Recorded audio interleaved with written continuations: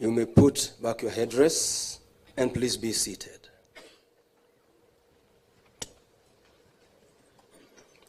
Thank you very much, the clergy, for the prayers. Your Excellency, sir, distinguished guests, participants of course 26 of the year 2023-2024, invited guests, ladies and gentlemen, I wish to take this opportunity to welcome all of you here today. We truly appreciate your presence. Your Excellency, sir, we shall now have a valedictory, what we could call a parting shot, some words of farewell, or some nostalgic moments experienced by the course 2026 of 2023-2024, brought up by Dr. Chesa Were from the Ministry of Health on behalf of the participants of course 2026 of the year 2023-2024. Dr. Were, please.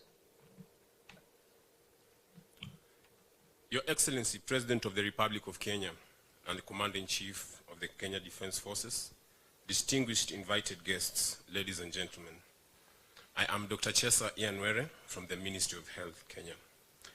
Your Excellency, sir, in the next few minutes, I will demonstrate the National Defense College's innovative approach to knowledge transfer and succession management as I, the last born of this course, delivers this valedictory speech on behalf of my 65 other participants. The Vanguard, Your Excellency, is the tree planting course that took cue from your directive to Green Kenya.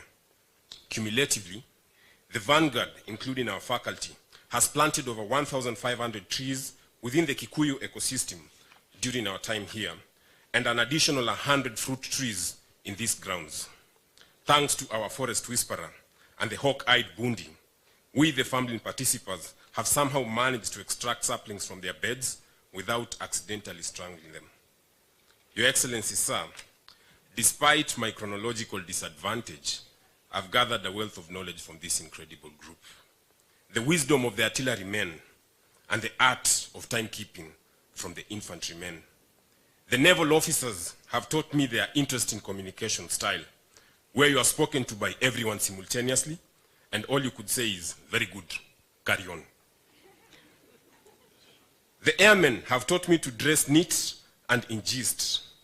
The logisticians have me speaking long-range planning, while the armormen, chonjo, always moving forward. The signalers have ensured my radar is appropriately positioned. And the engineer, Siakamu, inspired by Maurice Wilson, and the seemingly disturbed constable addressed Kinganjo instructor, took us through undulant treks from the depths of the Rift Valley to the heights of the Aberdares and across slippery slopes of Namanga Hills, proving that mountains are but molehills, scalable to the peaks. What of the hard-working spirit from the National Youth Service, or the ultra-diligence revenue officers? Your Excellency, my time here is best experienced than described, for I live a student of the best and a living legacy of shared wisdom. Your Excellency, the college's 49-week crucible had moments where the sheer volume of geopolitical strategy threatened to bury us all under an avalanche of acronyms and hypothetical conflicts. But amidst the late-night study sessions, we, a diverse group of Kenyan-friendly nations, transformed from individual problem solvers into a collaborative force. We've learned from each other's experiences, challenged each other's assumptions, and together honed the skills needed to navigate the complex labyrinth of statecraft. Your Excellency, the benefits of this program extend far beyond the walls of this esteemed institution. The knowledge we've acquired isn't merely theoretical. It's a potent weapon in our collective arsenal, ready to be deployed in service of a safer, more secure future for Kenya and our allies. We've delved into the intricacies of cyber warfare, untangled the knots of international negotiation, and formulated solutions to seemingly intractable challenges. We are now equipped to address the ever-evolving threats faced by our nations, working together to bridge the divides and foster cooperation on a global scale.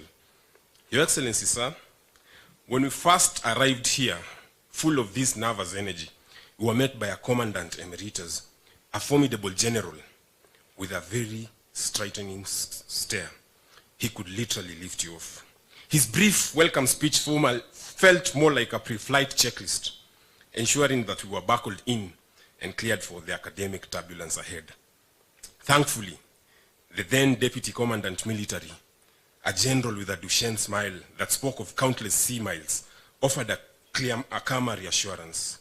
Fair winds and following seas, he bid us, which sounded a lot better than the ringing thought of brace for impact. The drill sergeants here were the directing staff, the ever-present army general who marched us through lectures with the precision of a parade drill. Every day felt like an obstacle course, where some of us stumbled more than others. But then there was the Air Force General, an officer with an unwavering calm and the nurturing spirit of a squadron mom, a captivating presence, infectious enthusiasm, and energy that leaps off the page. She walked with us with so much passion, vigor, vim, verve, and of course, the attendant animation. She kept us fueled with food, but mostly, she kept us sane. She ensured we didn't completely implode under the pressure.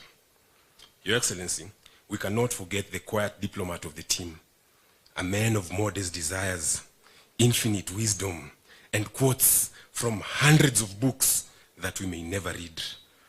The Deputy Commandant Civil navigated our often heated discussions with the finesse of a seasoned ambassador and teacher.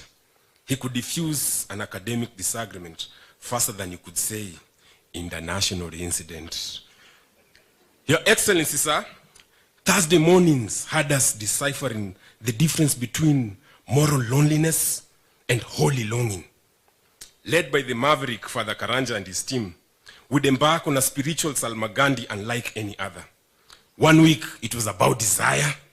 The next, the existential delights of a good pencil. You never quite knew if you are going to achieve spiritual enlightenment or just lose your mind trying to understand what lasting 1 minute longer or having a third eye meant. But today, as we look beyond the horizon, we know more. Your Excellency, sir, our march out today is being conducted by an armor of a man built for this tank. Under the Commandant's leadership, our academic journey ranged from study tours of 8 countries to a boot camp for our brains. His parting words, while heartfelt, were delivered with the intensity of a pre-battle pep talk. Rehearse in front of the mirror, he advised, but keep your clothes on. Here we are, slightly sleep-deprived, but undeniably ready to tackle the world. We may have arrived as strategy rookies, but thanks to his amazing team, we are living as battle-hardened veterans, prepared to soar, even if it's just to catch up on some very much-needed sleep. Along the way, we had azimuth checks by distinguished academic giants. Professor Mwagiru, he who sits closer to the gods, and at will declared mornings as afternoons, and afternoons as mornings. Professor Mashiwa, who flipped policy and reality concepts into us in a very top-secret voice, citing excellent texts with compelling arguments. While some of us, unfortunately, were in Mongolia. We had Dr. Mumonzau, who, guided by the seers, conspired to inspire us, and in a well-calculated scheme, has seen us beat many university deadlines. We forgive him for this well-disguised treachery. There was Dr. Zedekiah Sida, the most elite street-level bureaucrat in the global south, who single-handedly ensured the phrase, what governments decide to do or not do, echoes in our heads all year long. Your Excellency, sir, we cannot forget the unsung heroes behind the scenes. The dedicated staff of the National Defense College, who like a well-oiled orchestra, ensured our time here flowed like a flawless symphony. From the moment we arrived, they were the steady hand guiding us through the administrative maze. They navigated our late-night printing emergencies with saintly patience. They were the invisible force that kept the orchestra in tune, the silent strings holding everything together. We may be the ones who've been on stage belting out grand strategies, but without their dedication and support, our music would have faltered, and the performance would have just been a cacophony. So, to the phenomenal staff of the National Defense College, we raise a cup in your honor. Your contribution to our success is immeasurable. Your Excellency, sir, our time at the National Defense has been far more than just textbooks and tactics. It's been a cauldron that has forged a new generation of leaders, vanguards who can navigate the complex dance between national security and global cooperation. Here we have vanquished borders. We've learned to see threats as ripples in the vast geopolitical pond and honed our ability to think strategically across continents. And all this was made easier by a great Navy man. They say the Navy breeds calm seas and steady leadership. And we, the Vanguard, can attest that our course coordinator is the apt description of this.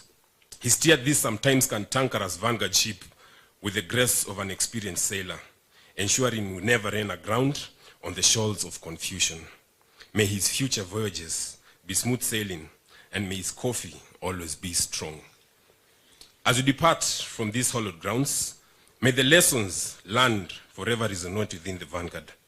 Let the strategic significance of the National Defense College remain ever present within us, not just for Kenya, but for the betterment of the global community.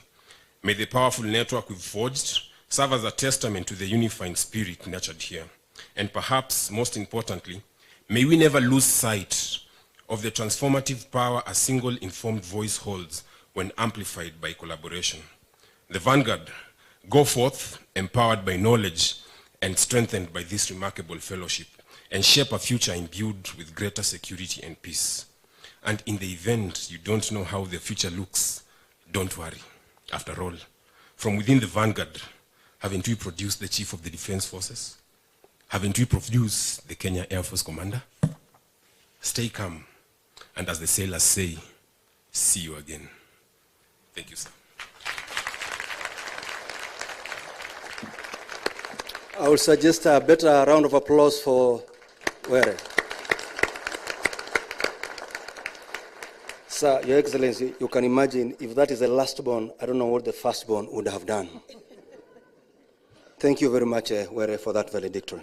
Your Excellency, sir, distinguished guests, members of the Diplomatic Corps, participants of Course 26, invited guests, ladies and gentlemen, may I now take this opportunity to humbly invite the Commandant of the National Defense College, Lieutenant General Munyikai, to give his remarks and later invite His Excellency, the Commander-in-Chief of the Kenya Defense Forces, to award certificates to the graduates of Course 26 of 2023-2024. The Commandant, sir.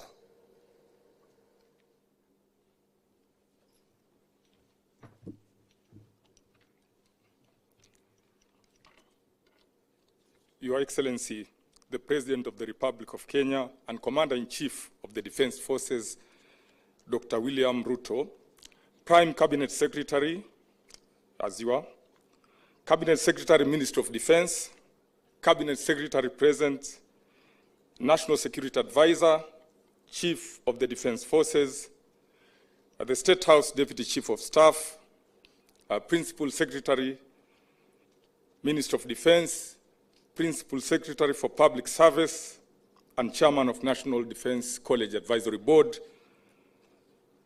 the Vice Chief of the Defense Forces, Service Commanders, Vice Chancellor, National Defense University, Kenya, General Officers, both serving and retired, Your Excellencies, the Ambassadors, High Commissioners, and members of the Diplomatic Corps, Defense Attachés and Advisors, Senior Officers, graduates of NDC course number 26, 2023-2024, and your families, officers and service members, distinguished guests, ladies and gentlemen, Your Excellency, it is my distinct privilege and honor to welcome you to this graduation ceremony of National Defense College, course number 26. Today, we gather to celebrate months of dedication, sacrifice, and hard work by the graduates before us. This is yet another milestone for the college, but a significant importance for the participants who have made a big stride in their careers. NDC is bestowed with the mission to prepare selected senior military officers and government officers of the Republic of Kenya and their counterparts from allied countries for higher responsibilities in the direction and management of security and other related areas of public policy. We recognize the visionary leadership that enabled the establishment of this institution. We also recognize the leadership of past commandants, some of whom are here with us today, for the giant strides made so far. Your Excellency, those graduating today include 48 Kenyan senior officers drawn from the KDF, ministries, and agencies. In addition, we have participants from allied countries in Africa and Asia. This diverse mix of participants brought with them wealth of varied experience and knowledge, which was shared during lectures and seminar discussions. NDC is a college of National Defense University, Kenya. It offers a blended curriculum model composed of a professional and academic program. The academic program is focused on national security and strategy. This cohort is the second under the National Defense University Kenya program. Towards this end, the participants undertook either master's degree or diploma in national security and strategy in line with the university admission policy. The participants have already completed their coursework, and their graduation is scheduled later in the year at the seat of National Defense University Kenya in Lanet, as per the University Almanac. The participants have demonstrated exceptional commitment and resilience throughout the course and now stand on the threshold of a new chapter in their careers, embodying with them college values of knowledge, wisdom, integrity, and patriotism. As we congratulate the graduates, we cannot forget the immense support and contribution that their individual families made to the success of this cause. Your Excellency, I wish to assure you that the objectives we set to achieve in this cause has been successfully attained. This was made possible through the support and guidance that we always receive through the Ministry of Defense. Your Excellency, sir, I now humbly invite you to award certificates to the graduates. Your Excellency, sir.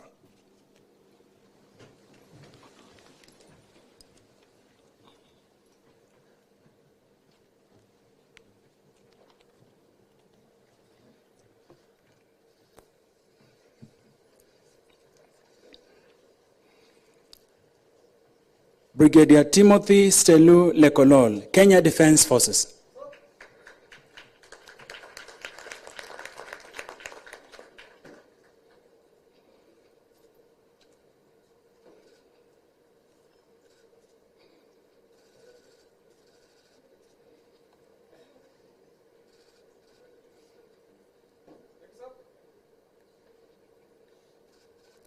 Major General David Ouchol Lemuny Ogus, South Sudan People's Defense Forces.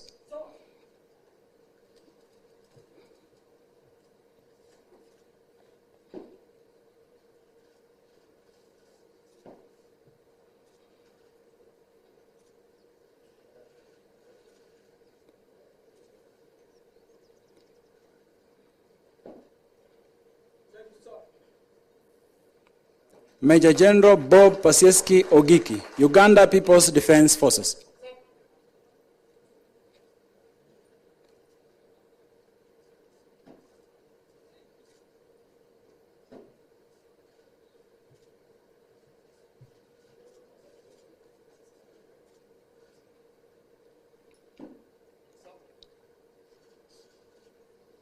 Mr. Eliakim Kipkoech Silgich and Mr. Bruce Nyonje, National Police Service.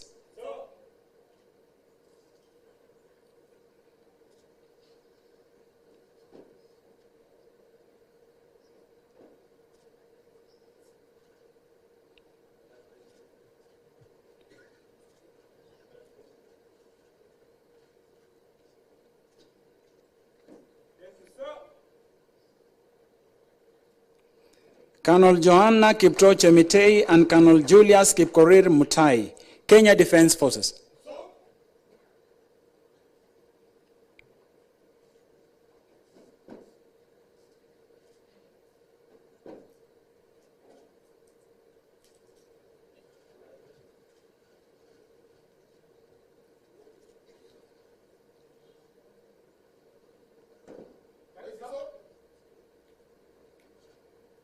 Ms. Nancy Jemtai and Mr. Michael Mugendi Kishuki, Kenya Revenue Authority.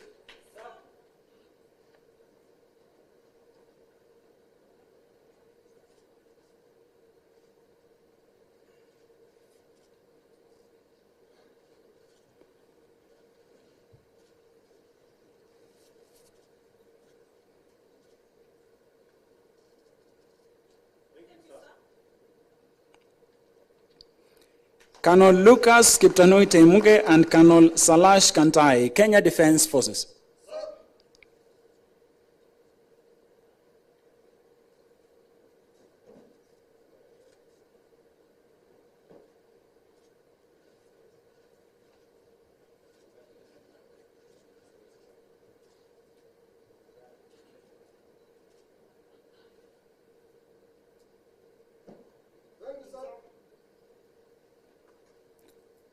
Brigadier Sachin Mehta, Indian Army.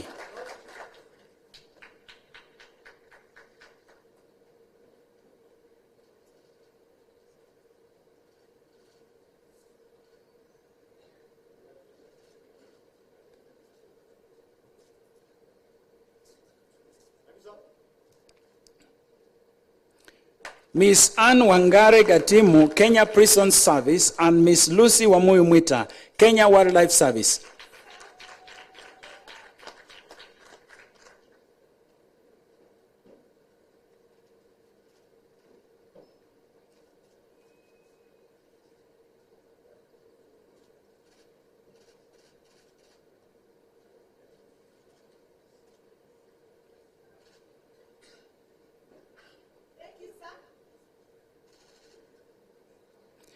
Colonel John Kipchumba Koskei and Colonel Peter Kariuki Karigi, Kenya Defense Forces.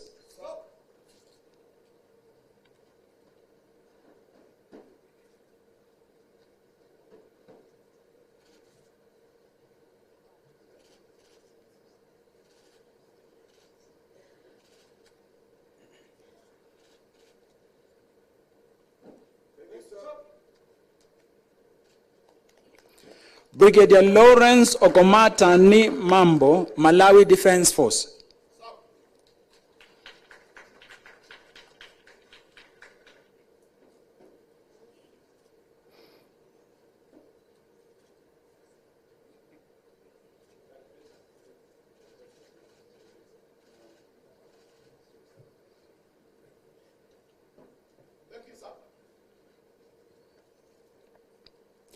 Ms. Flavia Akumu and Mr. Peter Gitiha Mutu, Ministry of Interior and National Administration.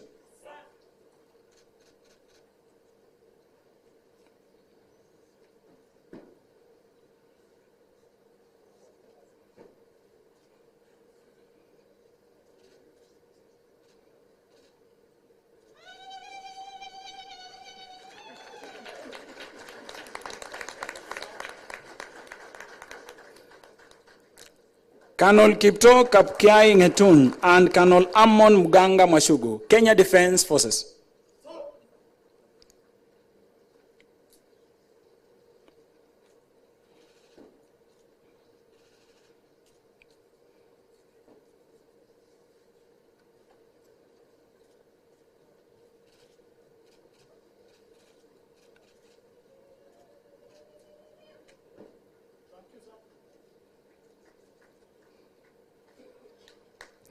Brigadier General Madhukar Singh Karki and Colonel Suresh Hamal, Nepali Army.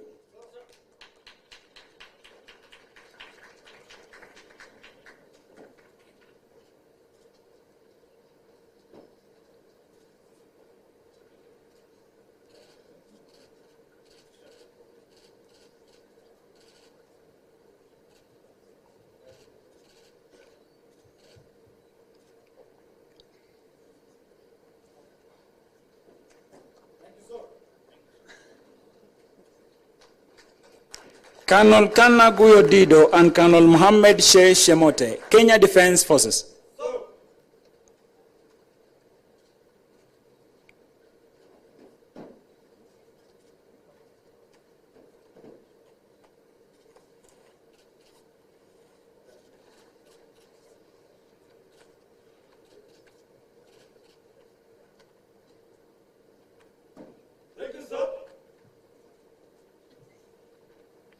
Mr. Swale Mwajidagaya Mohammed and Mr. Wario Kuduba Guyo, Ministry of Foreign and Diaspora Affairs.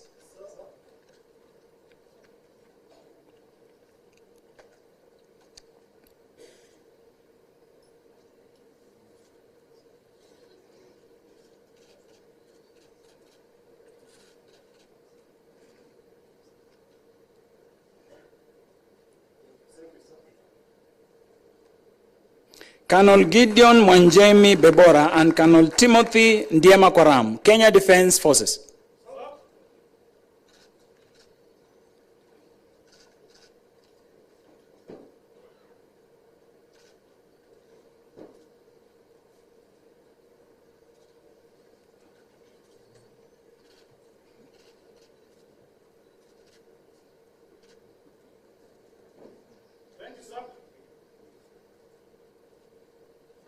Colonel Charles Shilton Oye, Botswana Defence Force.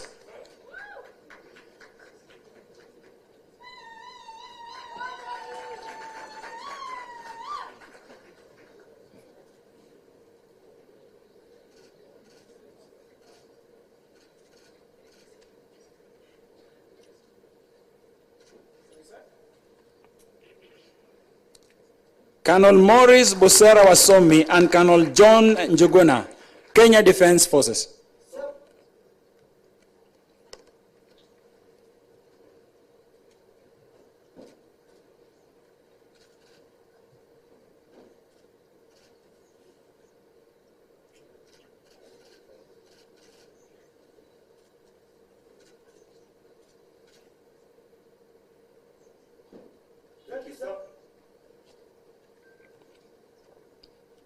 Ms. Mary Wanjiru Mwenje, Office of the Director of Public Prosecution, and Ms. Nataline Nyawera Maingi, Ministry of Foreign and Diaspora Affairs.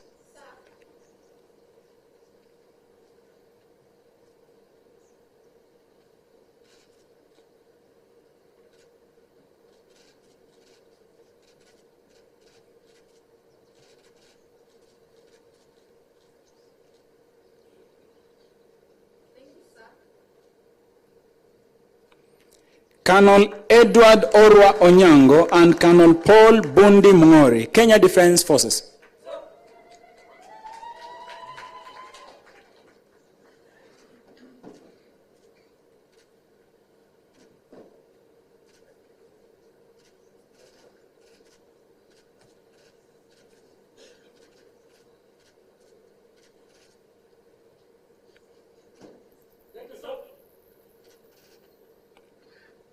Colonel Jean Bosco Kabuhungu, Burundi National Defence Force.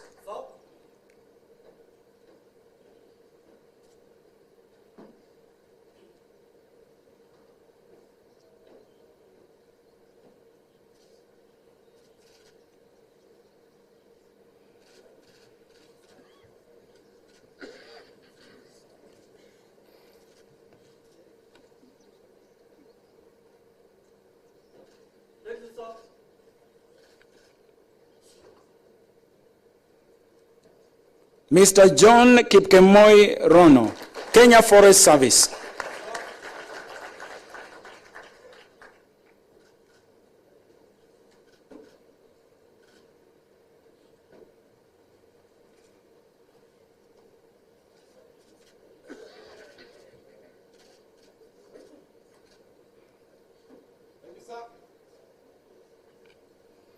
Brigadier General Maged Mahmoud Khadir, Egyptian Army.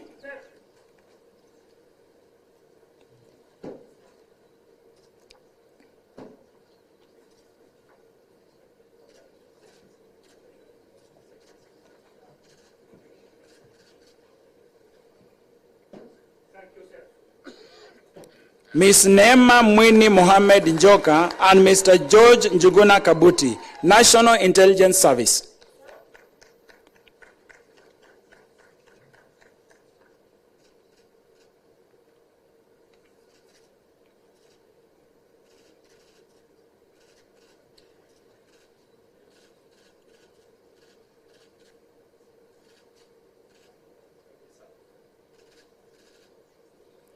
Colonel Amanu Megersa Kicha, Ethiopian Army.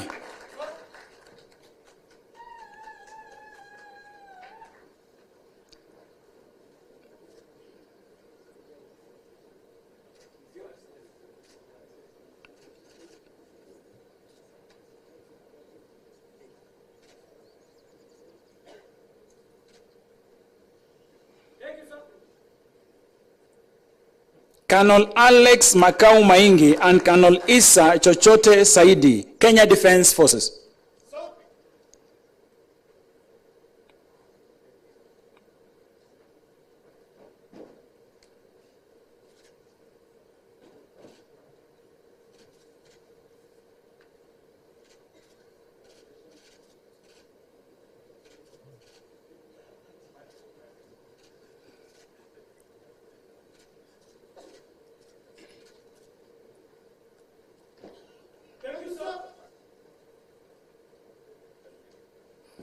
Colonel Timotheus E. Konja Amkwaya, Namibia Defense Force.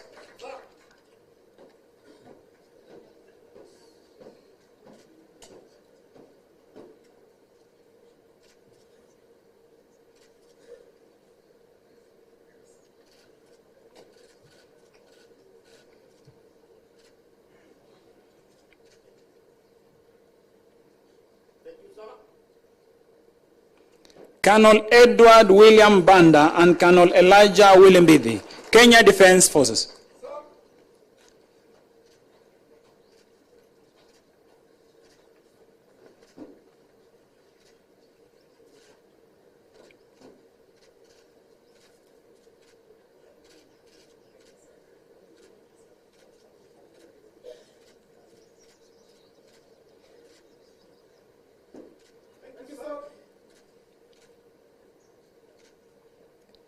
Colonel Suleiman Abdullahi, Nigerian Army.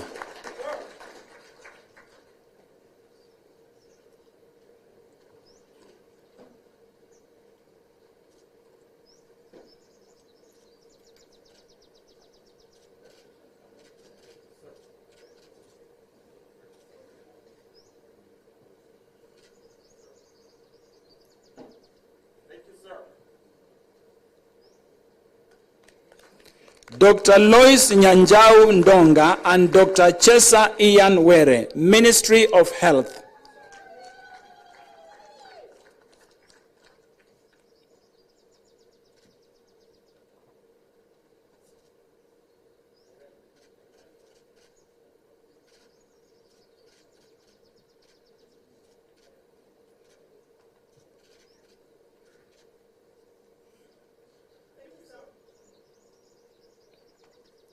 Colonel Kothek Zachary Makori and Colonel Joseph Mark Awala, Kenya Defense Forces.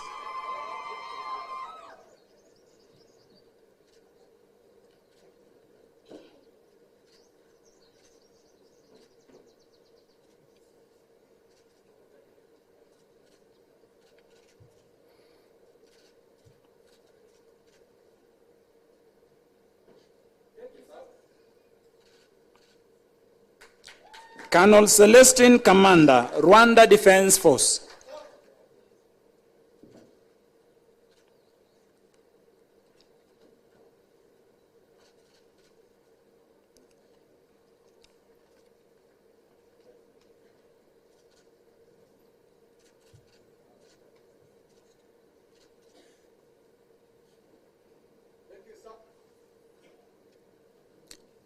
Colonel Costas Chegemwangi and Colonel Nehemiah Kemei, Kenya Defense Forces.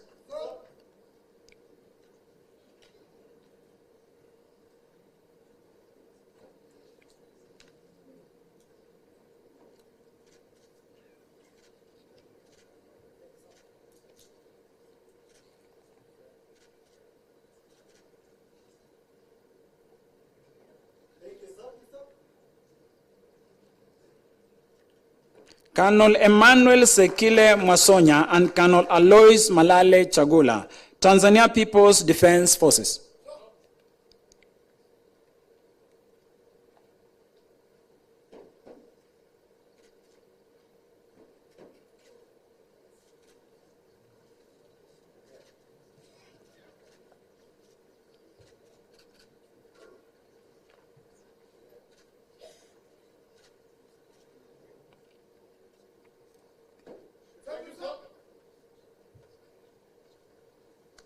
Mr. Ignatius Wekesa Nauliha, Ethics and Anti-Corruption Commission.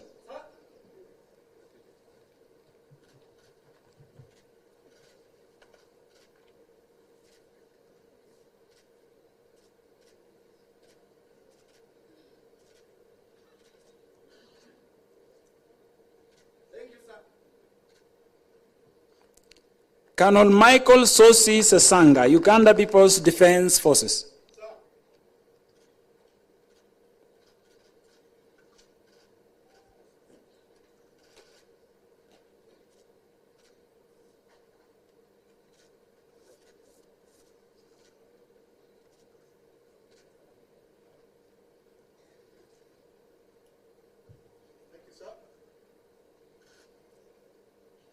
Colonel Abdulaziz Mohammed and Colonel Robert Tirop Birech, Kenya Defence Forces.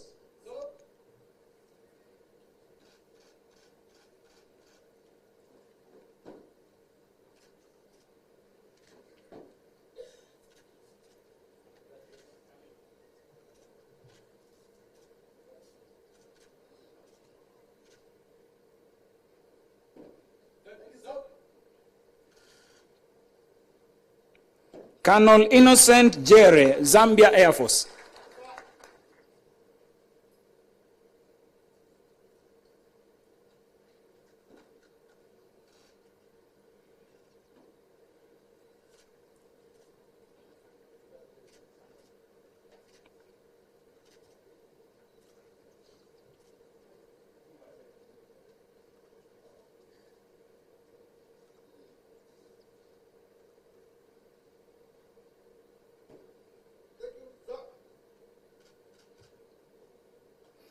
Miss Harriet Mukami Mburu, National Youth Service.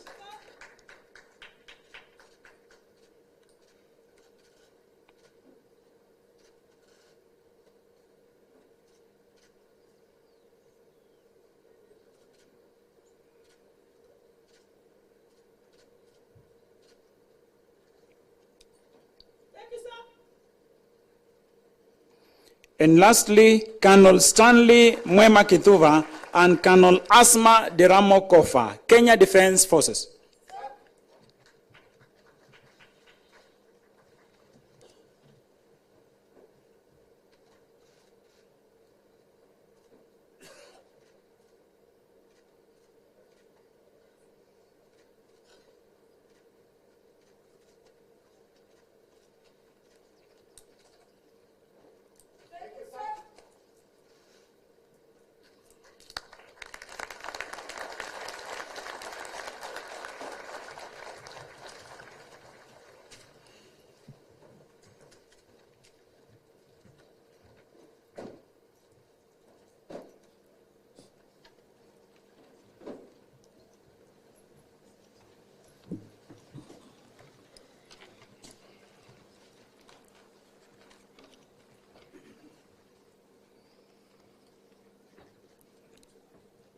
Your Excellency, sir, allow me to read the decree of the National Defence College.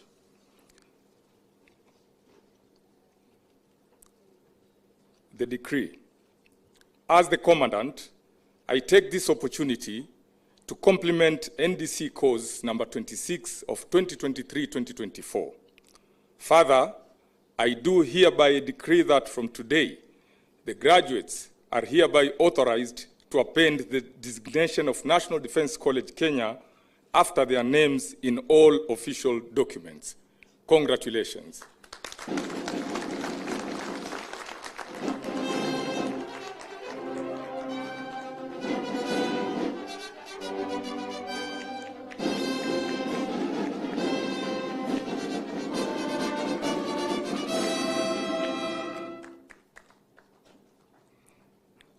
Your Excellency, sir, it is now my humble duty and honor to invite you to address the congregation. Your Excellency, sir. Thank you very much. You may take your seats.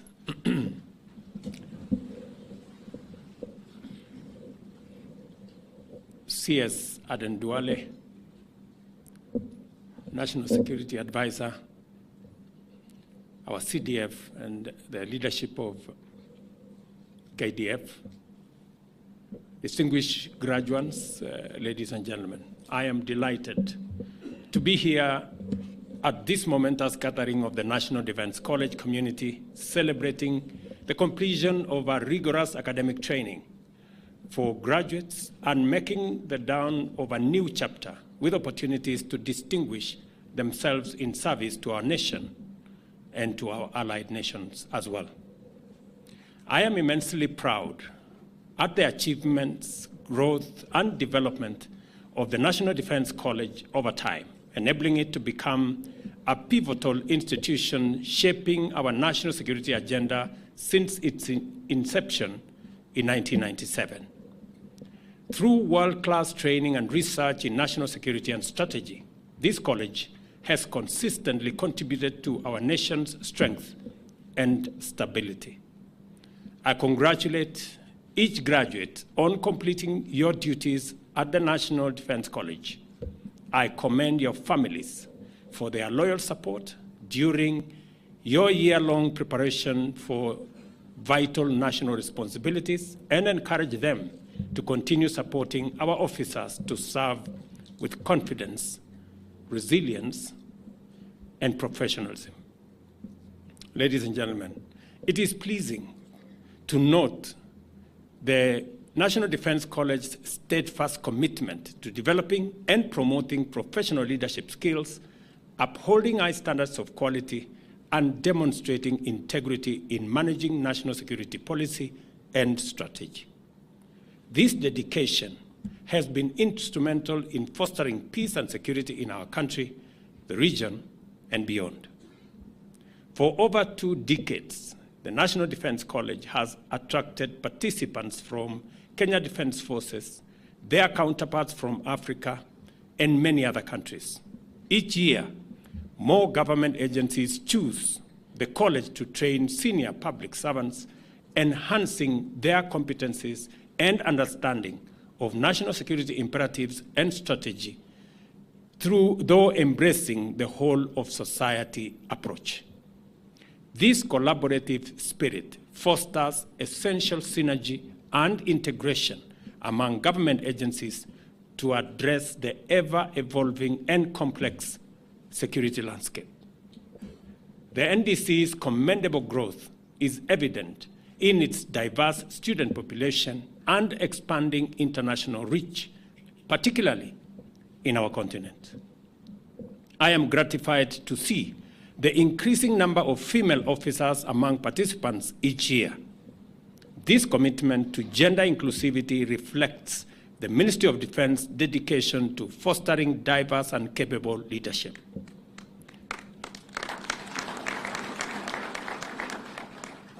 And I am very proud that the Commandant of our Air Force is a woman.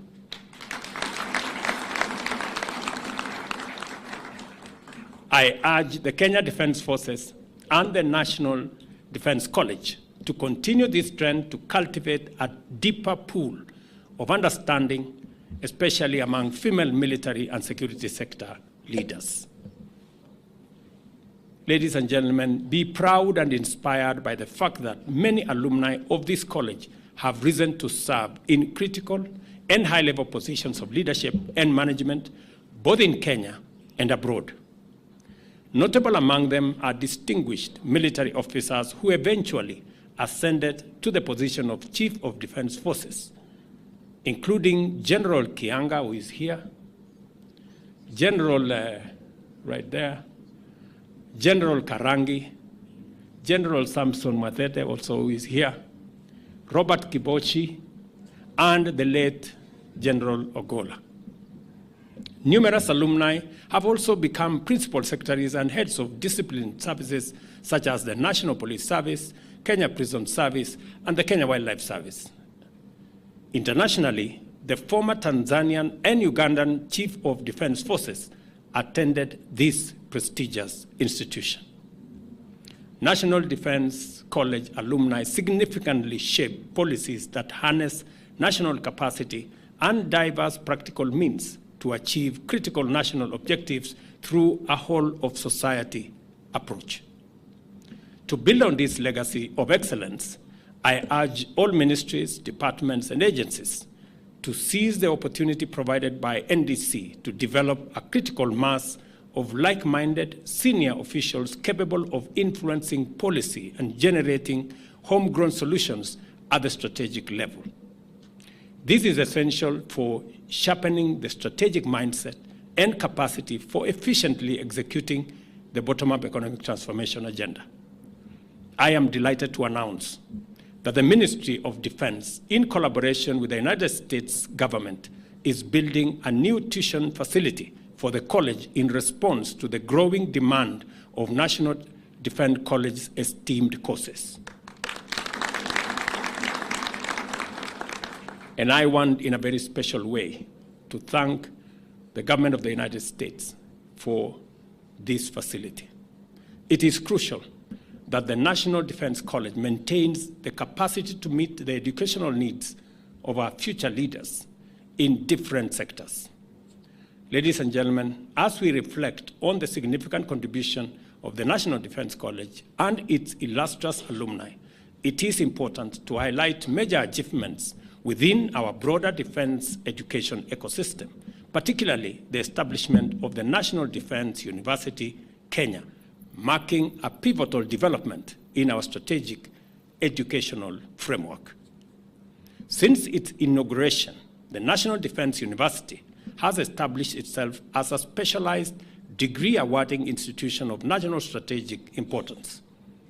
It is a befitting culmination to a long-held ambition of successive generations of military commanders who envisioned a platform for enhancing scholarly capacity and integrating it into strategic thinking to keep pace with the evolving dynamics of national, regional, and global defense and security. Committed to producing leaders equipped to address contemporary security challenges, the university graduated its first cohort in November last year. At the last graduation, I challenged this college to embrace a holistic approach to defense and security, focusing on innovative solutions through research and academic discourse. I am encouraged to have received a strong and positive response on this in the form of a policy report on bottom-up strategies to combat cattle rustling in Kenya's North Rift region, utilizing multidimensional approaches. And I am told that one of the students of this course, in fact, undertook that research. Thank you very much. This report is a commendable return on investment, showcasing the practical impact on National Defense University's research capabilities in addressing security challenges that are present and with us. As we celebrate yet another achievement by this institution, I appreciate the dedicated leadership and exemplary organizational management that are the hallmark of the National Defense College. Such progress would not have been possible without the strong commitment and strategic vision instilled in our leaders through the NDC's rigorous training and education program. Listening to the valedictory speech by one of the students, it looked like they were in a military camp. I extend my gratitude to the entire KDF fraternity, led by the CS Defense, the CDF, and their officers for their dedication and sacrifice in serving our nation. I also congratulate the College Advisory Board under the stewardship of the Principal Secretary for Public Service, the Vice CDF, and the Commandant, along with his entire faculty and staff, for advancing National Defense College as a regional center for excellence. To the graduates, remember that your journey of learning and leadership has just begun. You will face complexity, difficulty, uncertainty, volatility, and adversity. Have confidence that your education in strategic thought and management has prepared you to perceive and utilize opportunities with fortitude and with integrity. Face uncertainty with courage, confront adversity with resilience, and seize opportunities with unwavering commitment. Work and lead with integrity, inspire with your actions, and strive to excel in all your endeavors. Congratulations again, and I pray for your success as you carry the torch of hope and resilience to every corner of our nation, to all the nations that you come from, and to everywhere in the world.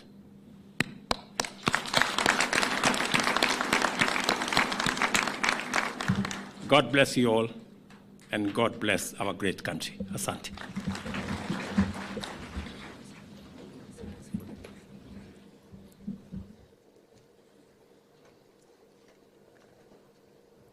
Thank you very much, Your Excellency. As we come to the end of the ceremony, I request to be upstanding, as we are now, for the national anthem by the Kenya Air Force Band. The band, please.